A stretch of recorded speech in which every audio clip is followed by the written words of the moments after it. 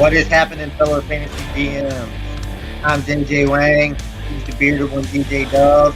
And with our powers combined, we are the Fantasy Couriers.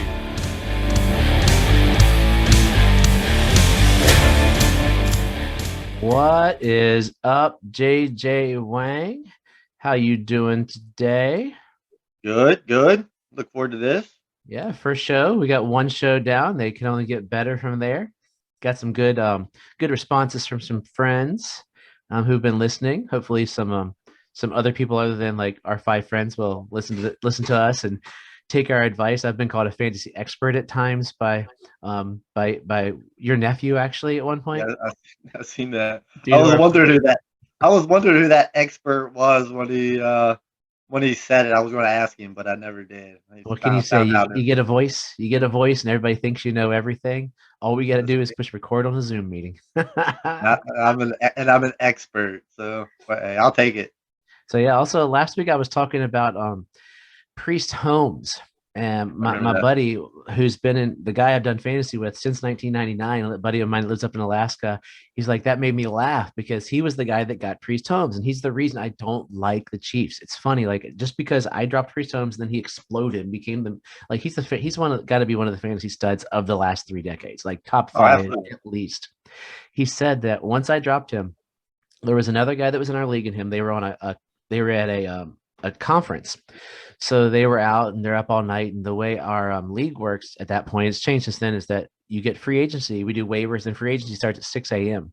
So these two dudes were like, oh, I like this Priest Holmes guy. I think something might happen. Since Adam dropped him, I'm going to go grab him. And they both stayed up all night to pick up Priest Holmes. And he's like, I could see the other guy. He was sort of getting tired. You get a little tired. He's like, they're both waiting until 6 a.m. because they've been partying. And he's like, you know what? I'm going to pretend to go to sleep. So he just says he lays down, closes his eyes, pretends to go to sleep. The other guy sits down and just nods off and falls asleep. And then my buddy opens back up, pops up, and then at 6 a.m. he gets Priest Holmes. He had Priest Holmes for his entire career, and then he drafted Larry Johnson to back up Priest Holmes, and he had a good decade of dominance. But just a funny way to see how that old story came back around, thanks to the Fantasy Couriers. Yeah. We bring up old topics, but yeah, a funny story. Like never got into the whole Priest Holmes thing. That was right around the time, like I said, when I started. So yeah, I was still learning the whole thing. But I thought I had a good topic to come up with today. We've had a couple people talking about the use of dynasty calculators in our league. Some people like them. Some people don't really get them. Thought we'd discuss how we take the calculator. What's your thoughts on that calculator? I've always used like the freebies. You introduced me to a pay one this year. One of the ones we use is it's a lower pay one. It's Dynasty Trade Calculator. I have buddies in another league who use the DLF Dynasty Football League.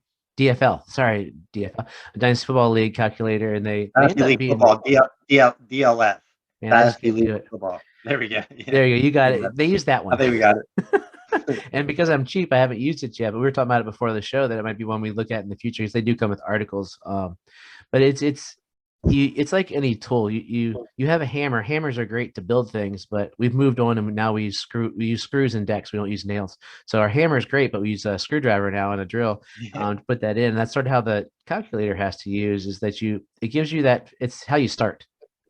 Gives you a place to go with. It's not the end all. It's not, if the calculator says it's square, that doesn't necessarily mean it's square. You know what I mean? Yeah, I get you. Like it's more like you said. It's a starting point. I want to make sure that the partner that I'm trading with, I want to feel good about myself knowing that I sent him a fair trade. I don't want it to be something like out of control. Different players have different values, obviously. It just helps you get that feel of where the value is at that moment for that player and knowing what you can give in return. Yeah. I don't use it all the time. I mean, there are certain trades that I'm like, yeah, I just want this one to go through, and then that's what I'll go through. I'm not afraid to lose a trade. I'm not afraid to win a trade. But I like to keep them even. I like to keep both fantasy managers happy. I don't want to make any bad bad bad enemies or enemies as far as trading partners come along. Yeah, I think that's another topic even for later is that we can talk about is how to be respectful within the league. Like all it takes is one time that you purposefully screw someone over that they're going to be ticked at you. And I mean, it's one of those things like if someone sends me a trade, that's kind of like,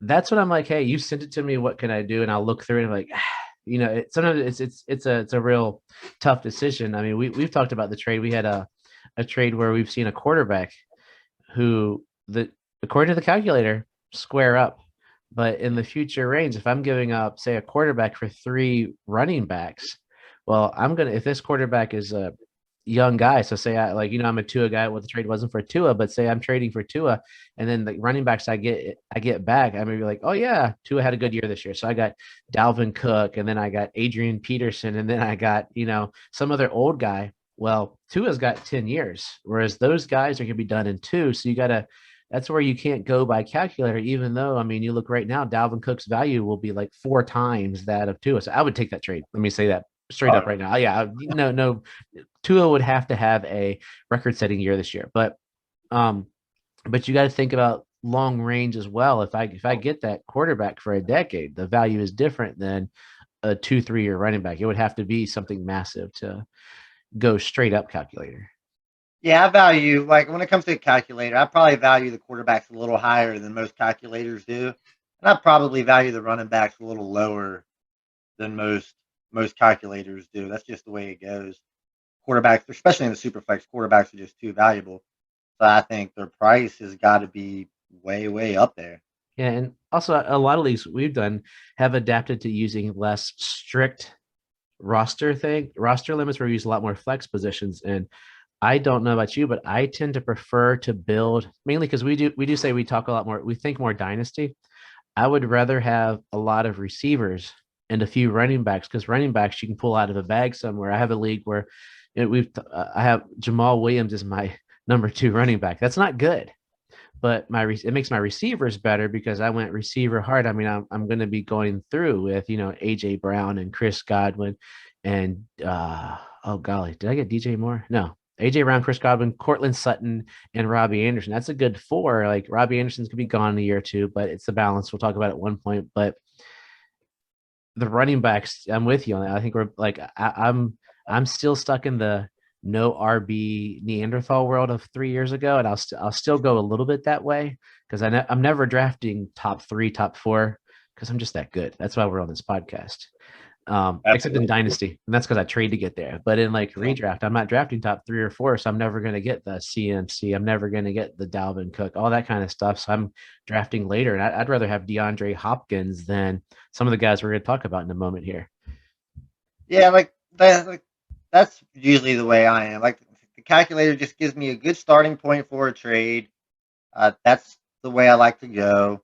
Like you said, it's not the end all be all by any stretch of the means. It's just one of those nice tools that they've come up with in fantasy that puts that nice number beside the player.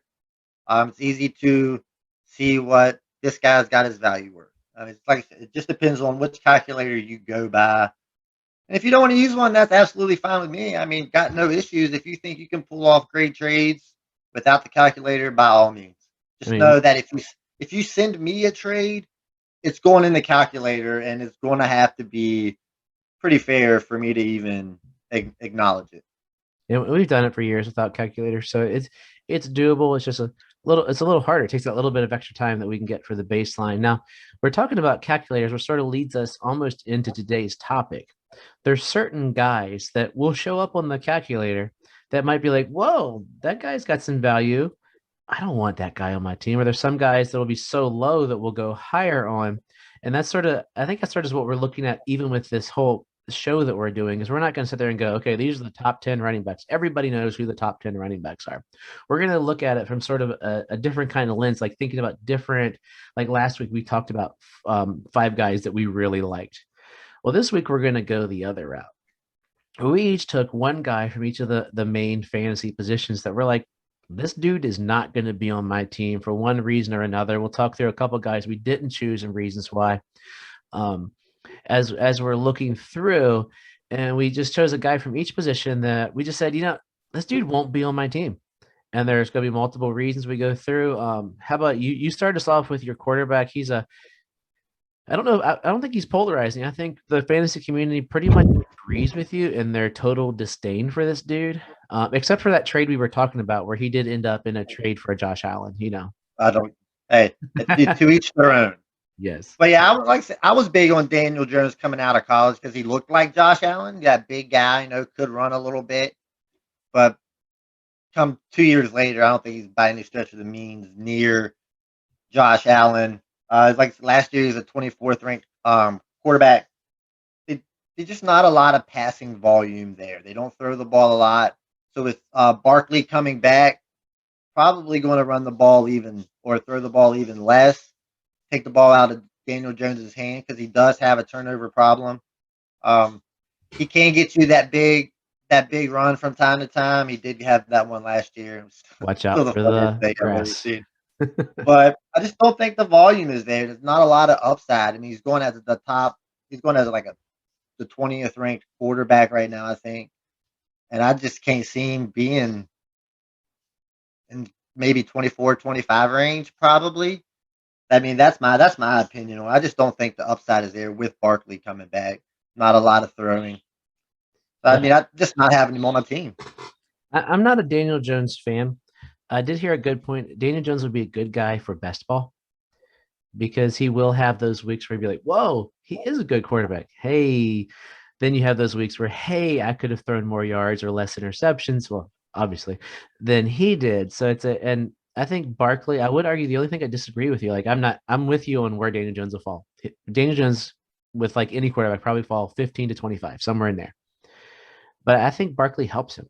Barkley coming back, he's going to be able to dump off. He's not going to have to try to sling the ball. I mean, last year he was throwing the ball to Wayne Gallman. Good luck. Sure. And a bunch of other just randoms. But this year he's going to have Galladay, who we'll talk about later. Galladay, he's got a giant man to throw to. He's going to have Ingram, who we're going to talk about later. Talk about a lot of Giants. There's a lot of Giants. Yeah, a lot of Giants going on here. But I think he has a higher ceiling than most people want to give him. But the problem is he's sitting on the floor a lot or tripping over the floor, however we want to put it. So it's I'm with you on that. Although my guy that I'm going to throw out has been one of my least favorite players for at least, let's see, he came into the league in 2011, forever. I didn't like him in college. I thought he was overrated then. I think it's more because of the past, like, because I have a problem with people that don't tell the truth. But that's a story for another day. But my guy claims to be called Superman. I think he's going to be a super dud this year. My guy is Cam Newton. Cam Newton has relied on his legs. Now, is Cam Newton a superior athlete? Oh yeah, amazing athlete. I would take him in a wrestling ring any day. But as a quarterback, I have never been a Cam Newton guy. It's he's one of the running board quarterbacks. I mean, the argument could be made. Well, then why do you like Lamar Jackson? True, you're right. Probably. It could be attitude too. Like Lamar comes in as humble, Cam comes in as I'm better than everyone else, and I got a complex ego thing there. But Cam also he's getting pretty old. He's 32 years old, and last year in 15 games he threw for a whopping. Let me go through. I just lost it. I had the number with me. A whopping 2,657 yards in 15 games for a quarterback. I mean, far be it he was throwing to no one, but he still is an NFL quarterback in a passing league, and he can't throw for 3,000 yards. I don't know if I want that as my quarterback. Lamar Jackson could throw for 3,000 yards standing backwards with his left hand. But Cam Newton, he's past his prime. In his prime, I don't know. He had that MVP year. He was never a guy that I was all about. And with this, you were talking about like guys you'd never have on your team. I don't think there are any guys that I would never have on my team as part of the property. Like I had Cam Newton. I traded him pretty quickly, but I had Cam Newton because if you get a good trade coming through, and if someone says, "Hey, I'll give you Cam Newton for a bag of potatoes," I'm going to take the bag of Cam Newton because some points are better than no points, and I might be able to flip him later. Oh, absolutely. I mean, like the early Cam Newton, fantastic. I mean, you had that touchdown upside. He rushed a lot. never really the greatest passer, but the way the NFL is turning into, you really don't need that. That's probably part of the whole reason I got on the Josh Allen train. Josh Allen reminded me of Cam Newton. But as you can see it as over the years, as he's gotten older, those hits, that rushing capability, and his ability not to pass is showing all over the place. Yep. He's there to be a starter. And it's not going to be long. I'm sure Mac Jones is going to get his opportunity at some point this year. But we like I said, early Cam Newton, I'd be all in. Like late Cam Newton, I have to agree with you 100%. I don't want Cam Newton as a quarterback on my team at all. So yeah, I'll never draft him. I'll take a running back, a younger running back or younger receiver if I have the option over Cam Newton. So he's only thrown over 4,000 yards one time in his rookie year. Looking at it, I was like, wow, his MVP year was 3,800 yards. Like I said, it was never about the passing for Cam Newton. It was all his Lamar rushing Jackson. capability. Yeah, it's all about the rushing capability. And like, once they get older, that's going to go away. That's just how the body works. You can only take so many hits by those gigantic guys so many times. You just don't have the shelf life. So jumping over to running back, who's your first guy there at running back? I was struggling with this one. Then you stole my guy, so I'll let you have him in a second. I was thinking, I was like, this could go different ways. Christian McCaffrey is a guy I won't have because I'm not going to spend the draft capital. He is getting older. He's going to fall like him. I thought about Derrick Henry. I didn't mention that to you in pre-show, but Derrick Henry is a guy I thought of too because every running back at some point is going to get that little injury. He's been the epitome of a healthy dude that gets beat up. Something's going to happen. But I settled on Chase Edmonds, and he was your number 2 guy, and Chase Edmonds is in an amazing offense. I think Chase Edmonds could be a pretty stinking good football player. Apparently, the Arizona Cardinals don't agree. They last year had a chance to make Chase Edmonds the workhorse, and they never really gave him the carries inside the 5. And that's what workhorse running backs get. They get the catch, they get the passes, they get the 20 to 20, they get the goal line carries, and they did not give him that. They didn't have confidence in him to do that so much that they brought in James Conner, another polarizing. So you can choose either guy if you really want to, but they brought in James Conner, and James Conner could very well, a healthy James Conner, now far be it, James Conner could very well be the goal line back for the Arizona Cardinals. And what does that say to Chase Edmonds, who is, Conner is 26, Edmonds is only a year younger, but a lot less wear and tear, that they're like, hey, we're going to bring in this guy that can't stay healthy. We're not going to pay him a lot, but we're going to bring him in to take away your touchdowns because we don't trust you. And on top of that, the Cardinals are a passing team. If they're going to score touchdowns, Kyler's going to pass it. Oh, they're also a running team. Kyler's going to run it. Chase Edmonds was Dynasty 30 using Fantasy Pros. He was Dynasty 30, redraft 29. That's an RB3, but in a lot of leagues, you're going to want to start 3 running backs these days because the running back trend is back. Most people aren't with me on the wide receiver trend. That I don't want to sit there and go, hey, Chase Edmonds is starting as my. If I go if our wide receiver is strong, I'm not drafting him as my RB1, which is usually that's about the range where my RB1 would fall if I go straight receivers. Yeah, you said earlier, you talked about Daniel Jones and the best ball. I think Chase Edmonds is probably another good best ball guy, I guess. Could be. I don't play a lot of best ball, so I'm not really sure how that happened. But like I said, he's going to have a good game here and a good game there. I'm not doubting that because he will get his opportunities. But I don't think Chase Edmonds is that guy. I mean, James Conner is going to come in. He's going to get that ground and pound work. Edmonds will come in and get some passes. He'll have some big plays. But I don't really want that on my. I'm not really going to have him on my team. There's other guys that are younger that I would take over him. I'm an age bias, so I'm not going to have either one of those guys on my team, like you said. I just need somebody that has the potential of that workload. Granted, you said he is an RB3, so what really are you expecting from him? So, if he can finish in that RB3, great.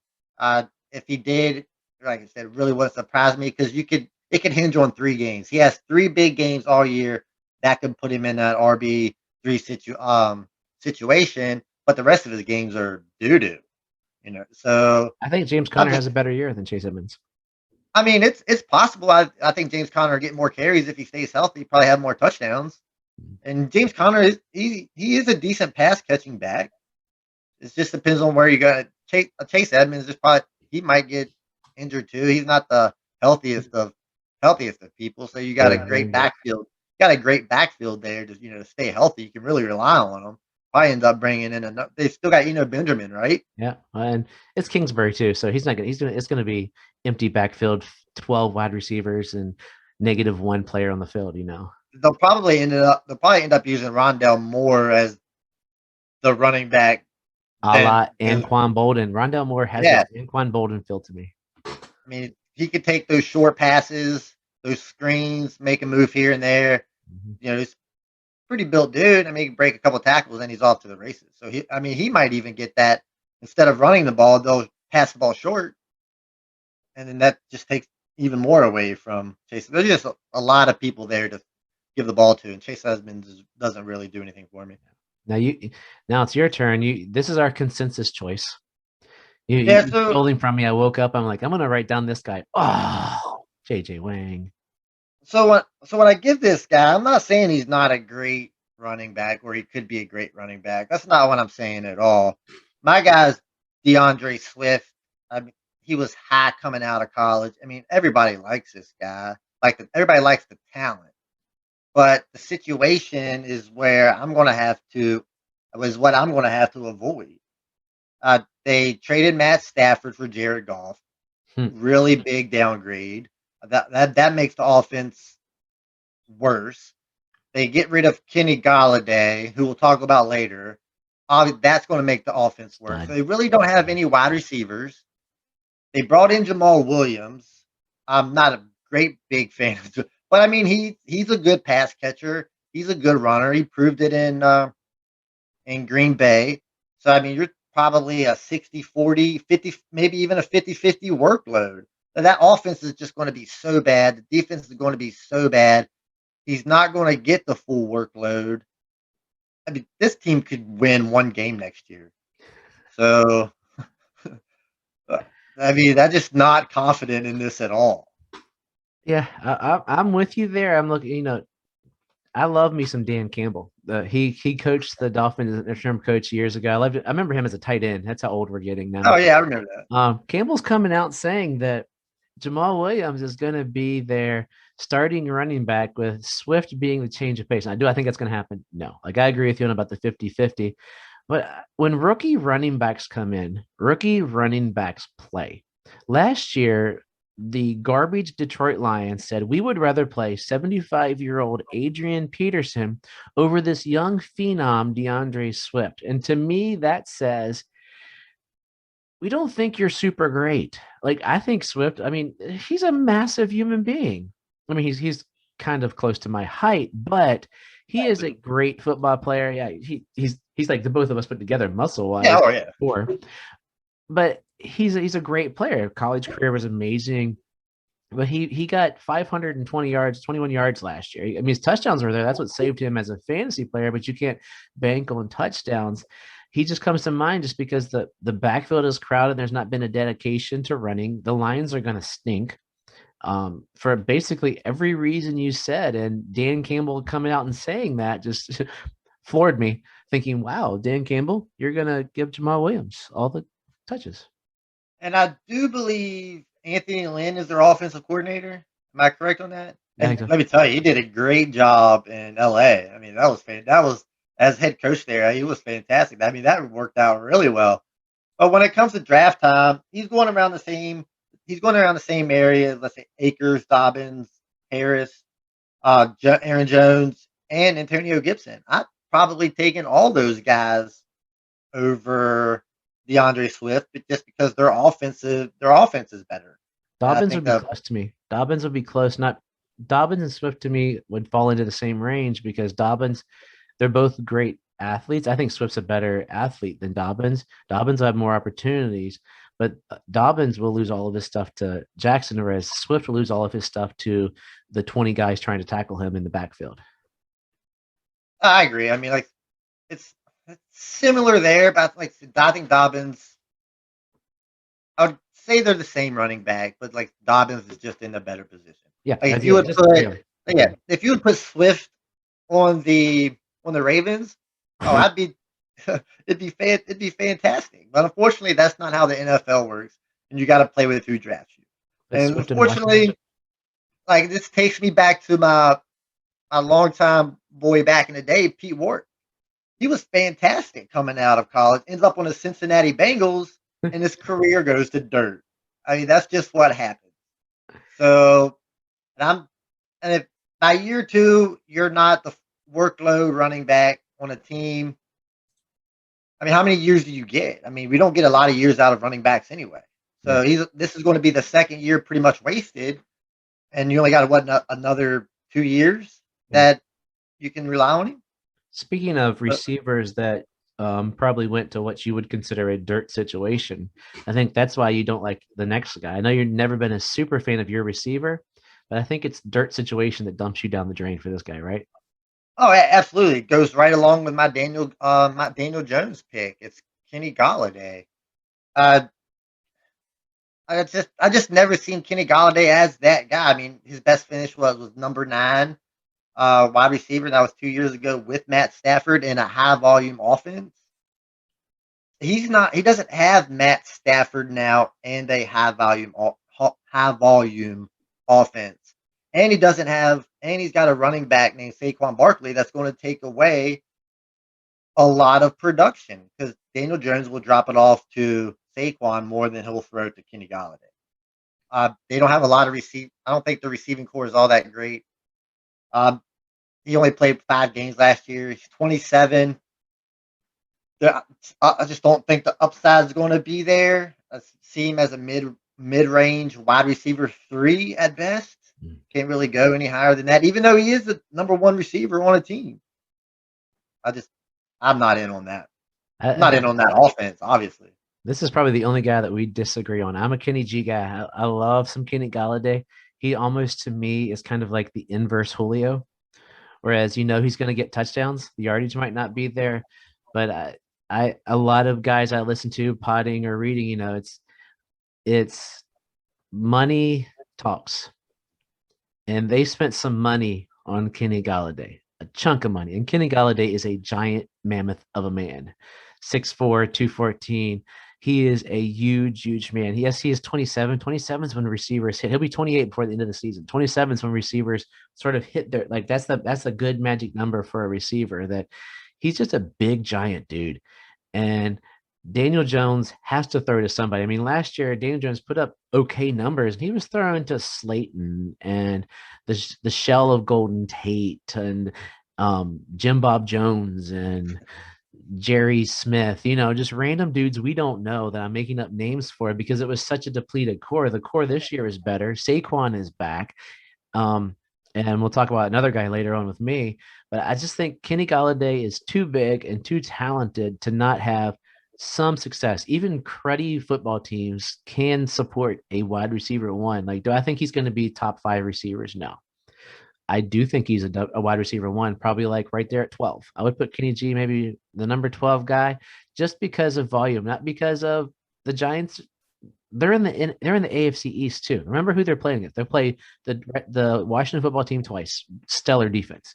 Then they got the Dallas garbage defense, the Eagles garbage defense. That's 4 games right there where Kenny G could get all of his touchdowns for the year, which is great for best ball. But they play and the Giants were bad. So that means the rest of their opponents are pretty much garbage. They're not going to be going up against the Buccaneers of the world. They're going to be playing the Jets of the world. And I don't even know their schedule without pulling it up, but they're not going to be playing stellar defenses. I think he's the only guy on the list that we disagree on pretty much. Like you probably would say he'd finish 26, 25 probably. Yeah, 25, 26, 27 range. I mean, plus they did bring in Kadarius Toney. Who knows about that guy? He's going to take a lot of those. That they're going to use him. They drafted him in the first round, so they're going to give him his opportunity. Different player though. But Daniel Jones, I just don't. His targets that he will be or when he throws to Kenny Galladay, will they be good targets? He's not a great passer. I think he had 3,000. Daniel Jones had 3,000 yards last year, 11 touchdowns, 10 interceptions. I think it was something to that effect. I mean, that's not great. Uh, so when you're dropping it off to Saquon instead of going deep, I just think that's how this offense is going to work. Who's your guy? My guy, let me run you down some stats here. Daniel Jones didn't even have 3,000 yards, by the way. Yeah, 2,140. It's garbage. that's Okay, so it's here's the bad. stats so here's the stats. My receiver last year had these were the yards per week: 92, 67, 100, 39, 44, 200, 33, 40, 66, 67, 23, 63, 52, 34, 44, and 90. He still managed to finish as a top 10 receiver because he had a 20 for 203 touchdowns. 1 week does not a season make. And I can say this might be, I don't think on my gajillion football teams, I don't think I've ever had Tyler Lockett. Tyler Lockett is the epitome of the guy that makes you want to bang your head against the wall as a fantasy owner. Seattle Seahawks fans will be like, great. I love Tyler Lockett. Yes, he's great for Russell Wilson. Russ loves him. If Russ needs a big day out of Tyler Lockett, cool, but Russ spreads the ball. Russell Wilson is that standard Tom Brady Patriots kind of quarterback where he's going to look around what Drew Brees did before Michael Thomas. They looked around to who they're throwing to. There are three great quarterbacks, and they'll throw to whoever has the best matchup. He's on the other side of DK Metcalf. The other today is like mammoth of a man thing for me. Just he's a giant. DK Metcalf's muscles are as big as our heads. He's chiseled, but Tyler Lockett is just the most inconsistent player in the league to be a top 10. What was he? Wide receiver 8? I forget off the top of my head, but it was. I mean, he still had last year he had 1,054 yards and 10 touchdowns. Yes, he had 7 touchdowns in the other 15 games. He had 3 and 1. He had 1,054 yards. He had 200 yards in the game. So he had 800 yards in the rest of his games. That doesn't seem like something I want on my team, especially when he's really getting drafted as like the wide receiver too. I could go on for hours, but I'm gonna leave it there. Yeah, I'm not a huge fan. I don't think I have Lockett anywhere either. Like I said, I don't. The only thing to keep in Lockett relevant is Russell Wilson. Russell Wilson likes the guy. He trusts him. They've been together pretty much his whole career, I believe. I mean, they like each other. He is lucky enough to play across from DK Metcalf. He's going to get a lot of the attention. But like when Russ scrambles, Lockett knows to turn and go deep and to expect that pass. But it's boom or bust, absolutely.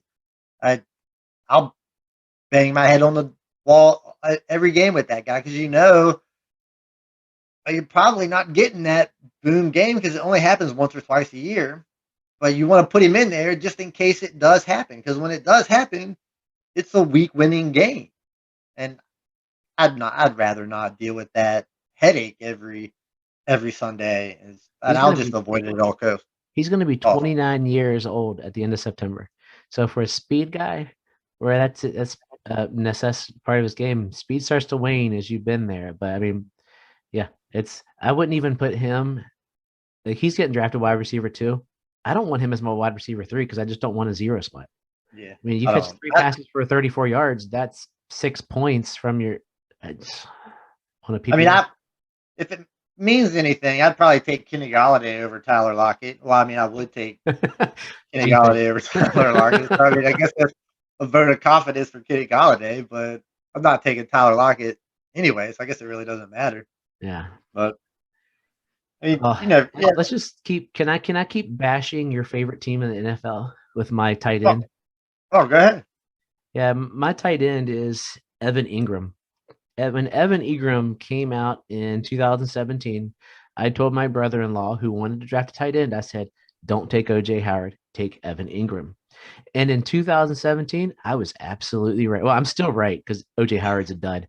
But in 2017, I looked at him. I said, dude, Evan Ingram had 722 yards, 6 touchdowns. This dude is going to be a monster. And then the rest of his career happened. And he hasn't eclipsed 3 touchdowns since that year. Last year, he had the touches and the yards, but I just don't feel it with him. I mean, realistically, tight ends, you could pick anyone from tight end 6 to tight end 32, and they could all fall into this category. Like, I am a person that I want to have one of those top 5 tight ends. It's a difference maker. But Evan Ingram just doesn't, I don't know. He is in New York. He's everything you said about Kenny Galladay applies to Evan Ingram for me. He's going to lose those passes. Kenny Galladay took away Evan Ingram's 1 touchdown from last year. Kenny Galladay's taken away a bunch of those catches because he's a better player. Based upon draft capital, Evan Ingram should jump up. I mean, I don't know.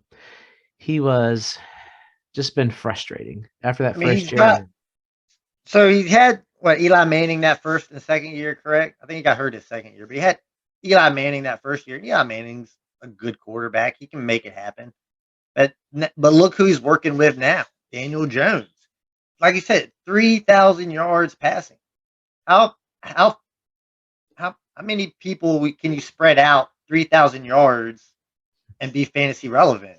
Not a whole lot, because there's going to be more than 2 people catching the ball, and that offense is just going to be run heavy. Even if Daniel Jones does end up running a lot more, he does got that ability. But as a tight end, maybe tight end 10, 11, 12, maybe.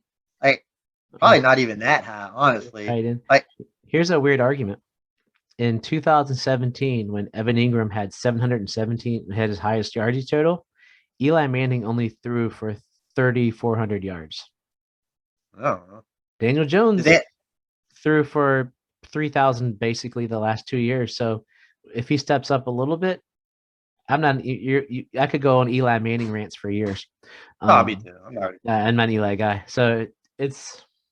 I throw it on Ingram because Eli and Daniel Jones to me are very comparable non-Manning people. That's gonna get some people to just canceled our show. So let me stop getting our show canceled and tell us about your tight end, which I don't have a witty response to your guy. Well, my tight end is pretty much the same type of player as your wide receiver.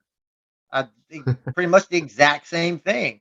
You're going to have 30 yards. You're going to have 40 yards, 50 yards. I think his highest total was 90 yards, I believe. I could be wrong with that. I think that was his best game. But they are quality targets. It's Robert Tonyan.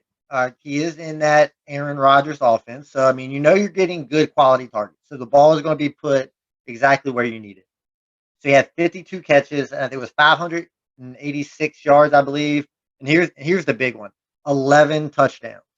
So he had 11 touchdowns on 52 catches. So a touchdown every 5 catches. That's not going to happen. That doesn't happen. He's not Travis Kelce. He's not George Kittle. Even those guys aren't getting a touchdown every 5 catches, especially on the volume just isn't going to be there because I don't think Aaron Rodgers is a tight end guy. He likes Devontae Adams, and he likes those other 2 receivers just to go deep and just hope they catch the ball because they like to drop it from time to time. But he knows Adams won't, so he's going to go to Adams whenever he can. So we dump it off to the running backs.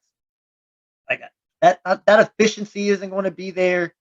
I think the 50 catches for 500 yards will be there. I'm not arguing that, but I don't think 11 touchdowns is anywhere near where it's going to end up. I'm thinking maybe 4, maybe 5. That's still probably make him a tight end 1 in the landscape of, the tight end situation that we're facing. Yeah. But I don't want to bet on Robert Tonyan. I don't have a desire to do that. Yeah, if Aaron Rodgers, by the time you listen to this, Aaron Rodgers might have opted out for the COVID opt out because that's his way to sneakily get out of the season and not lose any money. So this could be a Jordan Love offense. Do you think makes it even worse? Do you think it's worse? I was curious, because there's always who is a young quarterback's favorite receiver. It might be his favorite receiver, but the quality of targets probably drops by 75%. Yeah. I don't think Jordan Love puts the ball in the hands like Aaron Rodgers does. Aaron Rodgers is going to put the ball right where you want it. I don't think Jordan Love is going to do that. Well, in PPR, the argument would be, looking here, Tonyan had 11.3 per reception.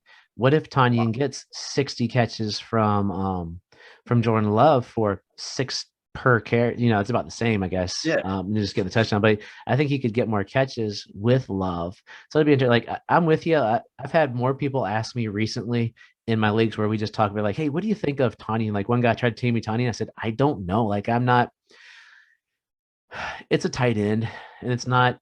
And it's a tight end. You can never, and you made a good point there. And a lot of people do. You can't chase touchdowns year to year. Touchdowns is like the only statistic that you can't go, well, hey, I think this year, because he scored 22 touchdowns last year, he's going to be great. There's always there. If you have a stellar year, there's going to be regression.